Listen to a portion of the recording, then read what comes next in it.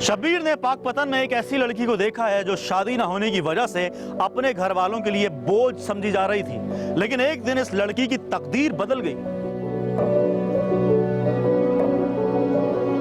रानी आंगन में झाड़ू लगा रही थी कि इस दौरान उसकी भाभी अलगनी पर कपड़े डालते वक्त उसे नफरत और हिकारत से देखते हुए मुंह ही मुंह में कुछ बड़बड़ा रही थी।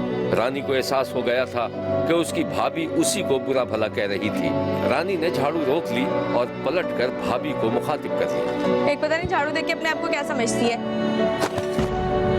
जैसे सारा काम यही कर रही हो। यानी कब जाएगी यहाँ से? क्या हो गया है भाभी? सुबह सुबह किस पर गुस्सा निकाल रही है? मेरी क्या मिजाल, मैं किसी पे गुस्सा करूं? नौकरानी जो तुम लोगों की। अरे भाई ऐसा क्या हो गया? क्या भाईजान से झगड़ा हो गया तुम्हारा? हाँ हो गया। तुम कौन होती हो फिक्र करने वाली? तुमसे तो कुछ पूछना भी अजाब है, हर बात का बतंगड़ बना देती हो तुम फौरन। यहाँ तो किसी का दिमाग ही नहीं मिलता है, जिसको देखो ऊंचा ऊंचा ख्वाब देखता रहता है। क्या बोल रही हो? मेरी कुछ समझ में नहीं आ रहा है। तुम्हारी समझ में क्यों आएगा? तुम ना बस ये समझो कि तुम्हारी आगे की जिंदगी कैसे चलेगी। क्या मतलब? जो रिश्ता आता है उसमें हजार नुक्स निकाल के तुम यहाँ से भेज देती हो। शहजादा ढूंढे तुम्हारे लिए कहीं से। देखो भाभी, तुम्हें फिक्र करने की जरूरत नहीं है, और वैसे भी अगर मैं शादी नहीं करूंगी तो कोई कयामत नहीं आ जाएगी यहाँ, और ये मेरे अब्बा का घर है।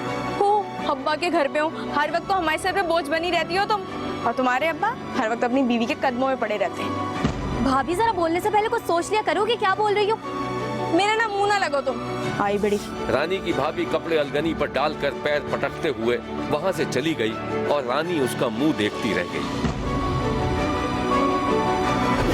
रानी पाकपतन के इलाके कबूला की रिहायशी थी। बाप ने दूसरी शादी कर रखी थी और रानी की भाभी अपनी नन से छुटकारा हासिल करने के लिए उसका निकाह इलाके के एक बूढ़े शख्स से कराना चाहती थी। रानी के इनकार के बाद रानी और उसकी नन के ताल्लुकात में तलखी आ गई थी और रानी अब अक्सर उदास भी रहने लगी थी। घर के सब लोग गहरी नींद सो चुके थे। रानी अपने आंगन में टहल रही थी। दूर से किसी बांसुरी की धुन उभर रही थी। रानी के कानों में बांसुरी की धुन पड़ी तो उसकी आंखें छलक उठी। उसे ऐसा लगा जैसे वो इस दुनिया में बिल्कुल तन्हा थी।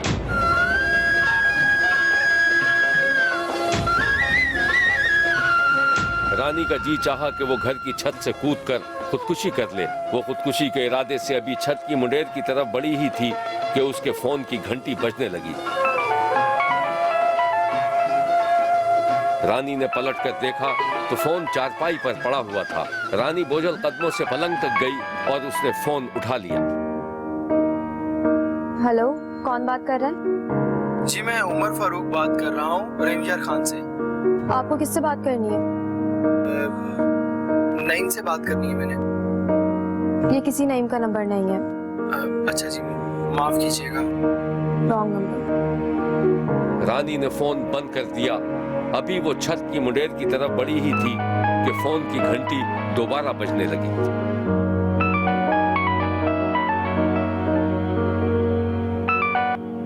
हेलो, कौन? जी मैं उमर फारूक बात कर रहा हूँ रहीम खान से। मैंने नईम साहब से बात करनी है। मैंने अभी तो आपको बताया किसी नईम का नंबर नहीं है।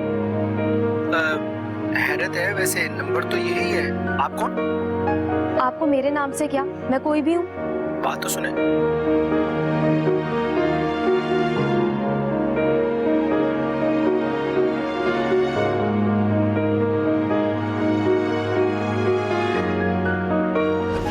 कॉल रानी के लिए खुशगवार हवा का झोंका साबित हुई थी। उमर फारूक नामी शख्स ने रानी के दिल में घर कर लिया था और नौबत यहां तक पहुंच गई थी कि वो रानी से शादी करने पर भी राजी हो गया था। आप भी देखिए। एक दिन रानी की भाभी ने उसे शादी न करने और घर पर बोझ बने रहने का ताना दिया तो रानी भी फट पड़ी। हाँ भाई, क्या सोचा तुमने? शादी करनी है क्या नहीं? मुझे शादी नहीं करनी, और कम से कम उस बूढ़े से तो बिल्कुल नहीं जिसका रिश्ता आप लेकर आई थी। उफ तौबा, अपना दिमाग तो देखो। चंद सालों बाद ना कोई थूकेगा नहीं तुम्हारी शक्ल पे। अभी तो कोई भूला भटका आ ही जाता रिश्ता। भाभी ज्यादा घमंड न करें, मुझे पता है मुझे क्या करना है और क्या नहीं, समझी आप? हाड़ में जाओ।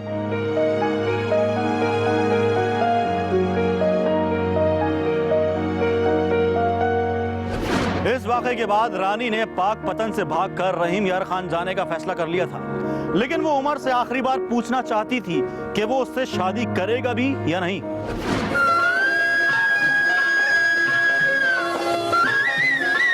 एक दिन शब्बीर ने देखा कि रानी फोन पर उमर से बात कर रही थी और उमर उसे अपनी मोहब्बत का यकीन दिला रहा था।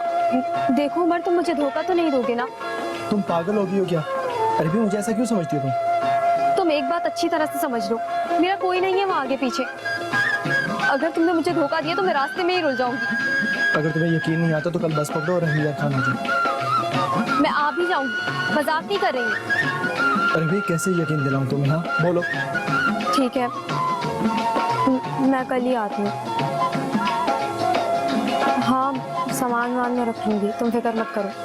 चली रे चली रे चली रे, बढ़िया आस लगा के चली। उमर और रानी काफी देर तक बातें करते रहे। सतिया के चली रे। इस वाकये के 2 दिन बाद शब्बीर ने देखा कि रानी बस अड्डे पर मौजूद थी। अड्डे पर खासा रश था। रानी ने बस में सवार होने से पहले उमर को फोन किया और जब उमर ने उसे अच्छी तरह यकीन दिला दिया तो वो बस में सवार हो गई।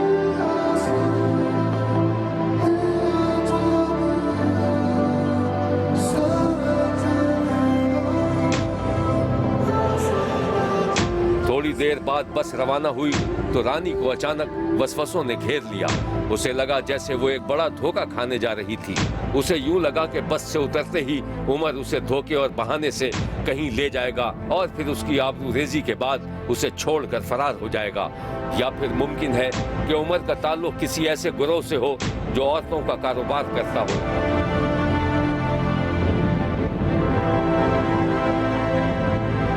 सोचते सोचते अचानक रानी को कपकपी सी लगने लगी। उसका चेहरा खौफ से पीला पड़ गया, मगर दूसरे ही लम्हे उसने फजूल ख्यालात को अपने जहन से झटक दिया और आंखें बंद करके कुछ देर सोने की कोशिश करने लगी। रानी ने बस की खिड़की का पर्दा हटाकर देखा तो बस किसी होटल पर रुकने के लिए मुड़ रही थी। थोड़ी देर में बस रुकी तो मुसाफिर चाय पानी के लिए होटल पर उतर गए। रानी भी बस से उतर आई।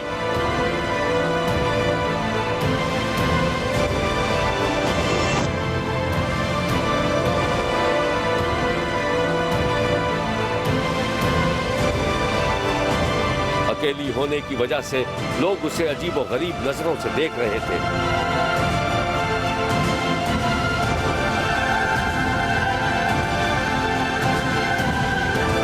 रानी का जी चाहा कि वो अपने घर को लौट जाए, मगर अब वो बहुत दूर निकल चुकी थी। रानी ने होटल की एक मेज पर बैठकर उमर को फोन मिला दिया, मगर फोन बंद था।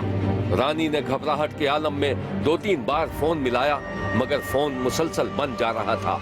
अब रानी के हाथों के तोते उड़ गए और उसे पूरा यकीन हो गया कि उसके साथ बहुत बड़ा धोखा हो गया था। इसी परेशानी के आलम में उसने घर लौटने का फैसला कर लिया। सामने से पाकपतन जाने वाली एक मुसाफिर बस होटल पर आकर रुकी तो रानी ड्राइवर के पास पहुंच गई। ड्राइवर बस से उतर चुका था। भाई, पाकपतन जा रहे हैं आप? हाँ, अभी 10 मिनट बाद जाएगी। अच्छा, बस में जगह है? जगह तो नहीं है, लेकिन आपको जाना कहाँ है? जी, वो मैं रहीम यार खां जा रही थी। मेरी अम्मा का फोन आया, उनकी तबीयत खराब हो गई है, इसलिए बस घर वापस जाना है। जगह निकाल लेंगे, 10 मिनट बाद जाएगी गाड़ी। रानी को ड्राइवर से बात करके ऐसा लगा जैसे उसके सर का बोझ उतर गया हो और वो बड़ा धोखा खाने से बच गई हो। रानी ने होटल के नल से मुंह पर पानी के छींटे मारे और चाय का ऑर्डर देकर एक मेज पर बैठ गई।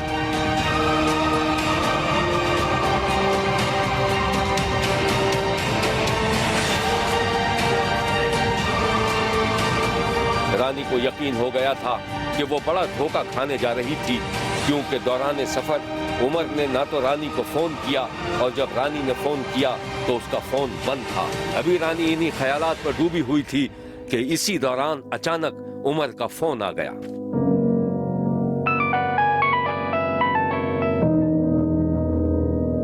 अरे भाई कहाँ हो तुम? तुम कहाँ हो? मुझे सब पता चल गया है कि तुम अरे भाई क्या कह रही हो? कहाँ हो तुम? जहन्नुम में। मेरी ही गलती थी कि मैंने तुम पर यकीन किया। अरे भाई मेरी बात तो सुनो यार, मैं तुम्हारा यहाँ इंतजार कर रहा हूँ, प्लीज आ जाओ ना।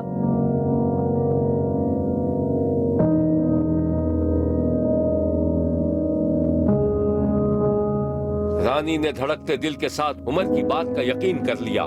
इस दौरान पाकपतन जाने वाली बस का ड्राइवर उसके पास आया तो रानी ने हाथ के इशारे से उसे मना कर दिया। जिस पर ड्राइवर उसे अजीबोगरीब नजरों से देखता हुआ चला गया।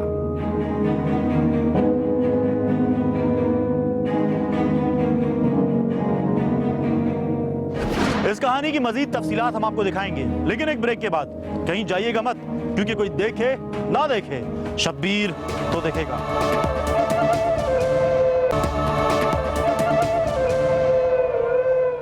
रहीम या कूक निगाहों से देखने लगा। शब्बीर ने देखा कि औरत बकरी का दूध दूह रही थी और सामने ही रानी एक चारपाई पर बैठी उमर को मुसलसल फोन मिलाए जा रही थी कि इस दौरान उस औरत का शौहर वहां आ गया। कौन है ये? अरे गरीब मस्कीन है बेचारी, इसका शौहर कहीं चला गया। जब ही तो इसको लेके इधर आ गई है। और क्या करती, जंगल में अकेले छोड़ आती। वैसे एक बात बोलूं, है तेरे से सोनी। ओए ओए सुधर जा, हमेशा नीयत का खराब ही रहना। दबाओ यहाँ से, जा चला जा, घबरा जाएगी बच्ची। औरत का शौहर मुस्कुराता हुआ चला गया और औरत दूध का गिलास लेकर रानी के पास पहुंच गई।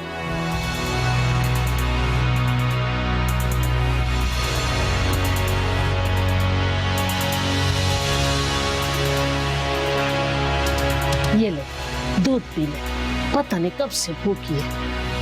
ले। आप बहुत अच्छी औरत हैं। अगर आज मेरी सगी माँ जिंदा होती तो बिल्कुल आपके जैसी होती। ये बता, शौहर से बात हुई? नहीं, अभी तक तो कोई बात नहीं हुई। औरत रानी को दूध का गिलास देकर चली गई तो वो एक बार फिर अपने खदशात में गुम हो गई। अभी रानी इसी सूरत हाल से गुजर रही थी कि अचानक उसके फोन की घंटी बजने लगी। हेलो। उमर ने रानी से राबिता करते हुए कहा था कि उसके फोन की बैटरी खराब हो गई थी। उमर रानी से मिलने के लिए उसकी बताई हुई जगह पर पहुंच गया था। उधर जब उमर सारी रात घर से गायब रहा तो उसकी माँ तशवीश में मुब्तला हो गई। माँ ने बेटे का नंबर तलाश करना शुरू कर दिया। फिर उमर की माँ को एक पुरानी बोसीदा सी डायरी नजर आई। उमर की माँ वो डायरी लेकर महल्ले के एक लड़के के पास पहुंच गई।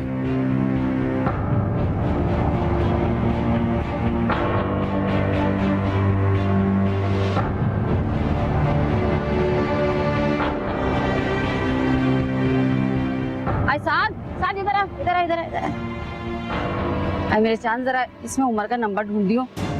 कल रात से गायब है, मेरा नंबर समझ में कुछ नहीं आ रहा, जरा फोन मिला दे।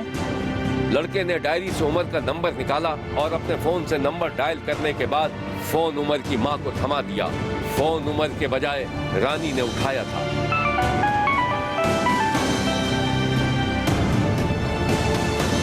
हेलो, कौन बोल रहा है? तुम कौन हो? मैं तो उमर की माँ बोल रही हूँ, पर तू कौन है? माँ जी, मैं उमर की होने वाली बीवी बात कर रही हूँ। हाय मेरे अल्लाह, बीवी? और उमर कहाँ है? वो हम लोग पायलस वाले पुल पर मवेशियों की बस्ती में हैं। उमर ठीक तो है ना? जी जी माँ जी, आप फिक्र मत करिए, वो बिल्कुल ठीक है।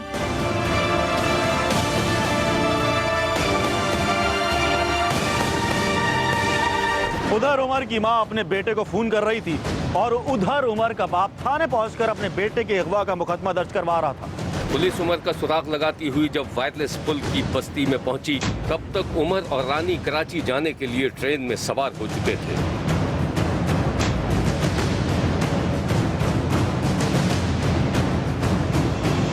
हुआ ये था कि मवेशी चराने वाली नेक दिल औरत ने उमर की बेरोजगारी देखते हुए उसे कराची जाने के लिए कुछ पैसे देकर ट्रेन में सवार करा दिया था। अपने एक रिश्तेदार का पता भी दिया था ताकि वो उमर को नौकरी दिला सके।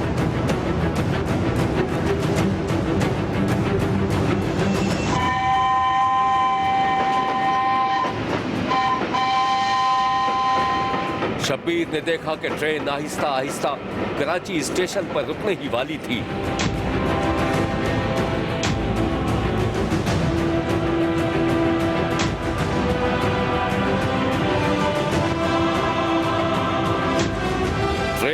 तो रानी और उमर सिमटे सिमटाए एक अजनबी शहर में ट्रेन से उतर गए।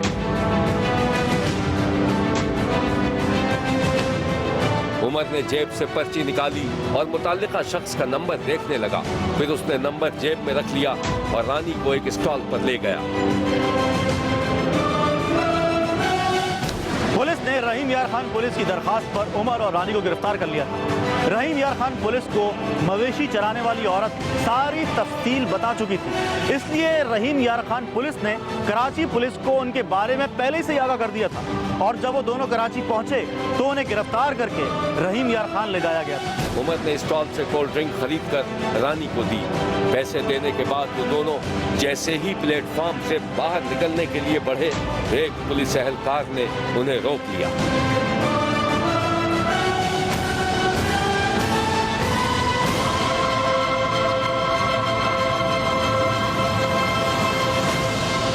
शब्बीर ने देखा कि रानी और उमर रहीम यार खान में थानेदार के सामने बैठे थे।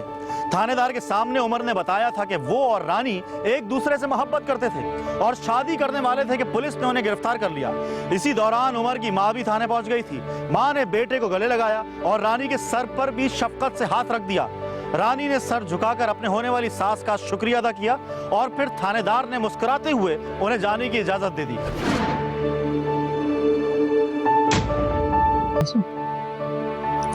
मेरे पुत्र को जरा ना कोई नौकरी मिली उन्हें सरकारी जो है कोई खर्चा सब दे सके। वही लड़की जो भी ना होगा। शब्बीर का कहना है कि रानी ने जो कदम उठाया था उसकी किसी तौर हिमायत नहीं की जा सकती। शायद रानी पर किस्मत की देवी मेहरबान थी कि उसे अपनी मंजिल मिल गई, लेकिन शब्बीर का कहना है कि लड़कियां रानी की कहानी से मुतासिर होकर इस तरह की हिमाकत करने की कोशिश न करें, क्योंकि अनदेखे रास्तों पर चलने में रुसवाई और बदनामी के सिवा और कुछ नहीं। शब्बीर जब रानी और उमर से मिलकर वापस आ रहा था तो उसके कानों में जल तरंग बज रहे थे और चारों समत मोहब्बत की खुशबू फैली हुई थी। देखते रहिए, क्योंकि कोई देखे न देखे, शब्बीर तो देखेगा। चली रे चली रे चली रे, बड़ी आस लगा के चली रे, मैं तो देश पिया के चली रे।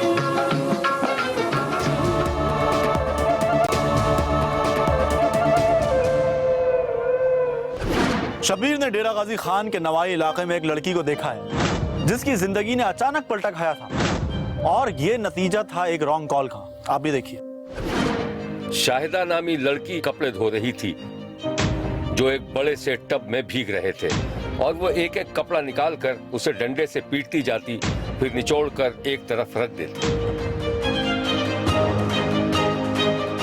इस दौरान उसके फोन की घंटी बजी तो उसने दुपट्टे से अपने हाथ खुश्क किए और अपने कुर्ते की जेब से मोबाइल निकालकर कानों से लगा लिया। उधर से कोई अजनबी बोल रहा था। शाहिदा हैरत से अजनबी की बातें सुनती रही और इनकार में सर हिलाती रही, और फिर कॉल काटकर उसने फोन दोबारा अपने कुर्ते की जेब में रख लिया और अपने काम में मसरूफ हो गई।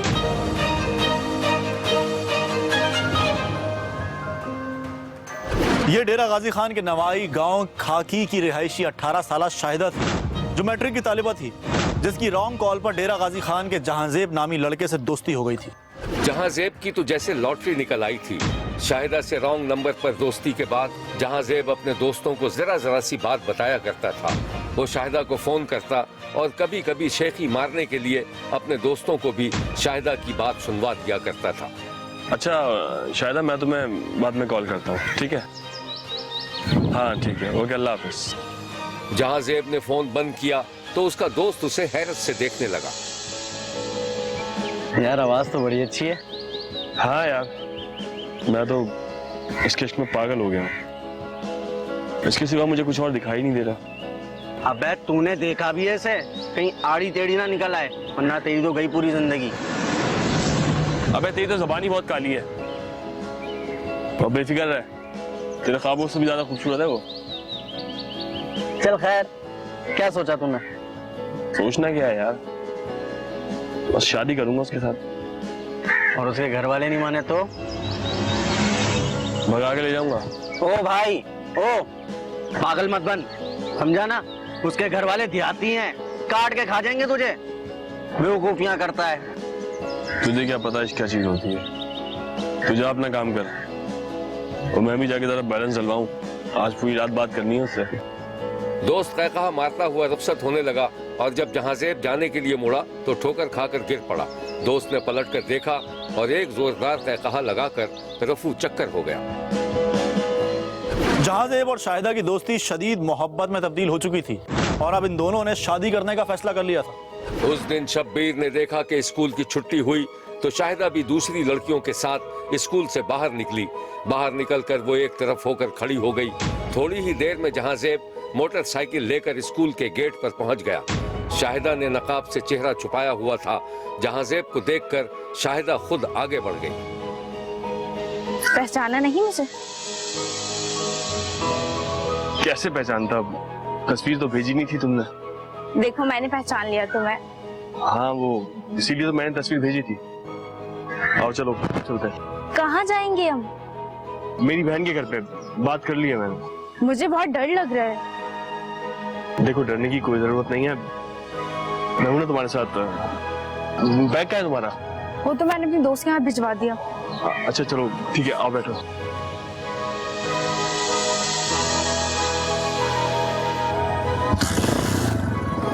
शब्बीर ने देखा कि शाहिदा जहांजेब की मोटरसाइकिल पर इस तरह बैठी थी जैसे अपने शौहर के साथ जा रही हो।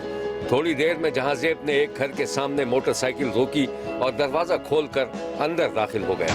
आ जाओ मेरी बहन का घर है। आ जाओ।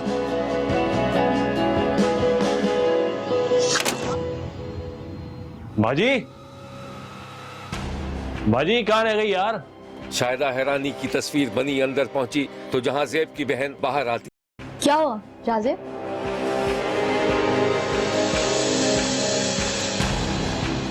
ये लड़की कौन है? बाजी ये शाहिदा है, काकी में रहती है।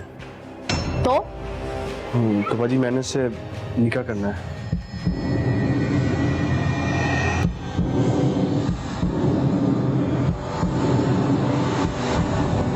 शाहिदा अपना ही घर है, नकाब उतार दे। शाहिदा ने बगैर सोचे समझे चेहरे से नकाब उलट दिया। जहांजेब का मुंह अपनी बहन की तरफ था इसलिए वो शाहिदा का चेहरा नहीं देख पाया। शाहिदा का चेहरा देखकर बहन ने बुरा सा मुंह बनाया मगर अपने तासुरात छुपाने की कोशिश करने लगी। देखो जहांजेब, एक तो तुम लड़की उठा के ले आए और मेरे सामने कह रहे हो कि मुझे निकाह करना है। मैं तो इस मामले में नहीं बोल सकती। जो भी बात करनी है तुम बड़े भैया से बात करना। लेकिन बाजी जहांजेब बहन की बात सुनकर खामोश हो गया। उसने मायूसी के आलम में पलटकर जब शाहिदा की तरफ देखा तो उसकी समझ में कुछ भी नहीं आया।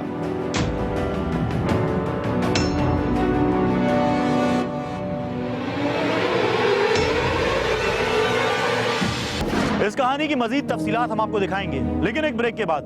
कहीं जाइएगा मत क्योंकि कोई देखे ना देखे, शब्बीर तो देखेगा। शाहिदा एक मामूली सी शक्ल सूरत की लड़की थी जबकि जहांजेब ने उसे पता नहीं कौन सी हूर परी समझ लिया था।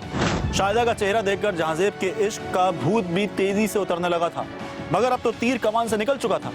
शाहिदा जहांजेब के कहने पर घर से भाग आई थी। निकाह के बगैर अब कोई चाराकार ना था।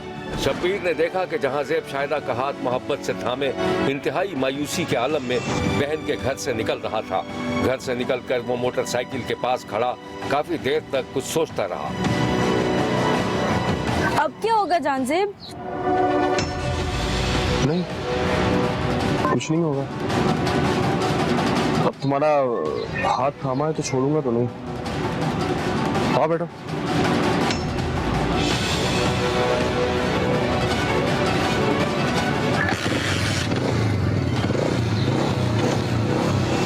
जहांजेब इस तरह आहिस्ता आहिस्ता मोटरसाइकिल चला रहा था जैसे उसका जहन बोझल हो गया हो। फिर उसने एक जगह मोटरसाइकिल रोकी। शाहिदा मोटरसाइकिल से उतर आई। क्या हुआ जहांजेब, गाड़ी क्यों रोक दी? हाँ वो पेट्रोल खत्म हो गया शायद। तुम यहीं रुको, मैं पेट्रोल भरवा के आता हूँ। यहाँ करीब में ही पेट्रोल पंप है। तुम यहीं रुको, मैं अभी आया। शाहिदा हैरानी से जहां ज़ेब का मुंह तकने लगी और जहां ज़ेब दूर तक मोटरसाइकिल को खींचता हुआ ले गया। थोड़ी दूर जाकर उसने पलट कर देखा तो शाहिदा किसी और तरफ देख रही थी, जहां ज़ेब ने मोटरसाइकिल को किक लगाई और आनन फानन ये जा वो जा हो गया।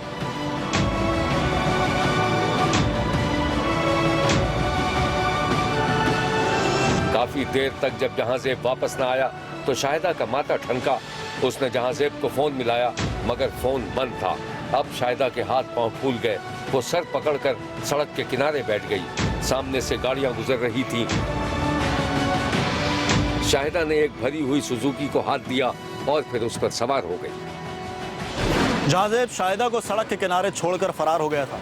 एक तरफ तो उसे घर वालों का खौफ था और दूसरी तरफ उसको शाहिदा की सूरत बिल्कुल पसंद नहीं आई थी।